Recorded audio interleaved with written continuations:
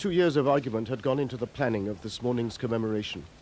The dispute about whether it was too Polish and not sufficiently a Jewish occasion was set aside as Polish President Lech Walesa was joined by Elie Wiesel, the most eloquent and prominent survivor of the Holocaust. They led a throng of 16 heads of state, political leaders from many countries, Jewish and Polish survivors of the camps. They were in Auschwitz I, the old Polish army barracks set up in 1940 as a prison camp for Poles. All victims were remembered. Jak kiedyś jego ofiary, tak I nas powitał napis. President Walesa said, "The distance we have walked from the sign that says work makes you free to this death house is a symbolic journey, a journey down the road that stands for the suffering of many nations, especially of the Jewish nation." A Polish guard of honor then led in the laying of a wreath at the infamous brick wall, the wall where thousands of prisoners, mostly Poles, were executed, many shot, some simply beaten to death. They were all remembered here.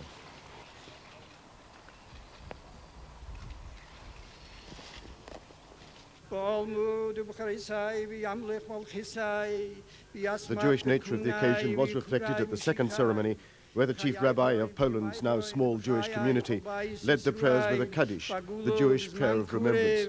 This was at Auschwitz-Birkenau, the purpose-built death camp set up by the Germans in 1942, where more than 1 million Jews were put to death. Wreaths of flowers had been laid on the ruins of the gas chambers blown up by the retreating SS 50 years ago. It was Elie Wiesel, typically, who found the words for this moment. Close your eyes and look, and you will see what we have seen that night. Endless nocturnal processions are converging here at night, and here it is always night.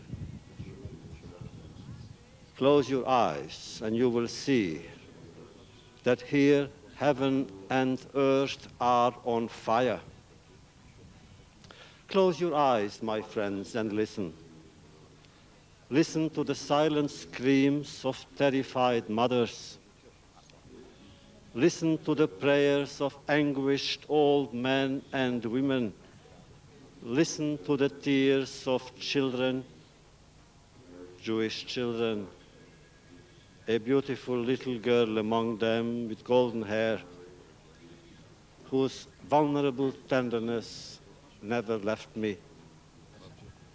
Look and listen as the victims quietly walk towards dark flames, so gigantic that the planet itself seemed in danger.